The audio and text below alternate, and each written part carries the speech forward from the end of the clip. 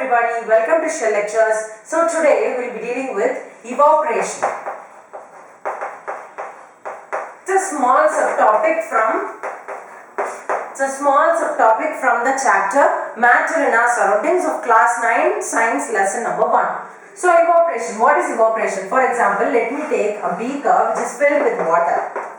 So if I consider a beaker which is filled with water, so this will actually contain a lot of constant particles. Am I right? It will be containing a lot of constant particles, and every constant particle will be having its own kinetic energy which makes it move, right? So on the surface of the water, the particles will have very high kinetic energy.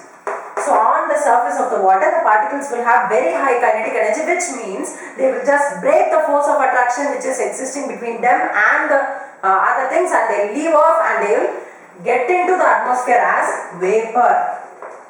Okay, they will get into the atmosphere as vapor, and this process is known as evaporation.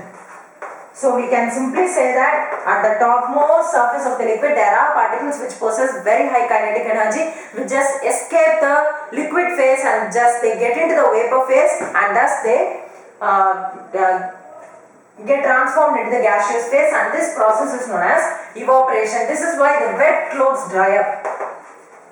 The wet clothes which are being put up at our homes for drying up are easily getting dried up without doing anything, only because of this. On the surface, the particles will get into the vapor phase. So that is what is known as evaporation. So the factors which affect the evaporation. The first factor which affects evaporation is surface area. So what is surface area? Surface area is nothing but the area of the surface which gets evaporated. So if the surface area is very large, what happens? A lot of evaporation will take place. So if the surface area is very large, evaporation will also be large. And what about temperature? So if the temperature is very high, then all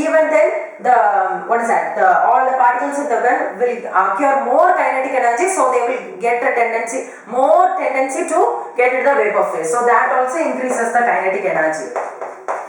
The third thing, temperature, and then the third thing, it decreases with humidity. So what is humidity? The presence of water vapor in air. Am I right? So the presence of water vapor in air. So if already there is presence of water in the air, so they also have to get evaporated, and this also have to get evaporated. So the process ultimately becomes slow, right? So with increase in humidity, the evaporation decreases, and then with increase in wind speed, it increases. You can easily recognize this on a very windy day, or when very strong winds blow, your clothes get easily dried up, right? So that's what increase in wind speed also increases the process of evaporation. So the four factors which affect evaporation are surface area, temperature, humidity, and wind speed. So how does evaporation cause cooling? So I told you that these particles which possess some kinetic energy will get into the vapor phase because of the kinetic energy which they have in excess. So where do they get this energy from? They actually get this energy from the surroundings. They actually get the energy from the surroundings. So once they get the energy from the surroundings, what happens? The surroundings become cool. Okay, so as they are deriving heat from the surroundings and they are exciting their particles up into the vapor phase, the surrounding becomes cool. The same thing happens when you are just pouring a nail polish remover on your hand. You suddenly feel cool, right? So what happens actually? It just the energy which is needed for its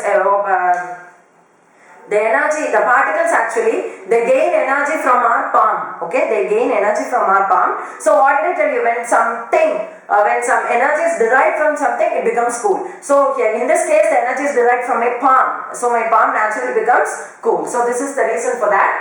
Also, the second example which we have to go through is, why do we wear cotton clothes in summer? Cotton clothes.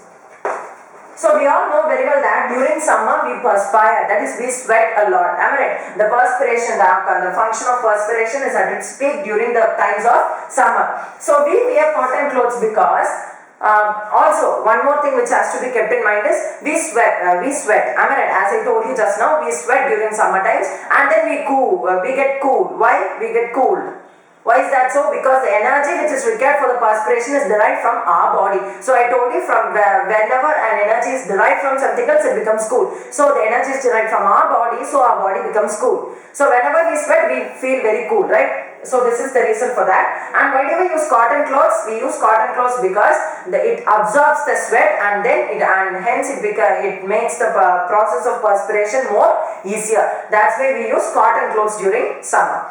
So this is the second thing. And the third thing is when you keep a glass which is filled with ice cold water. Okay, you are just having some water and you are putting an ice cube, so the water becomes ice cold, very cold. And after some time you can just notice blisters of water around the glass, right? Around the surface of the glass you can just notice blisters of glass, like drops of, how can we say that? Water droplets, right? You can see the water droplets on the surface of the glass. Why does this occur? It's due to the reaction between the water vapor in the air when when the water vapor in the air comes in contact with the cool surface of the glass, it turns into liquid phase.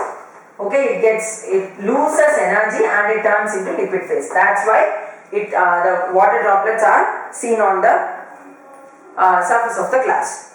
Okay, thank you for watching this video. Subscribe to my channel if you have not done so far to stay tuned to all of my further videos.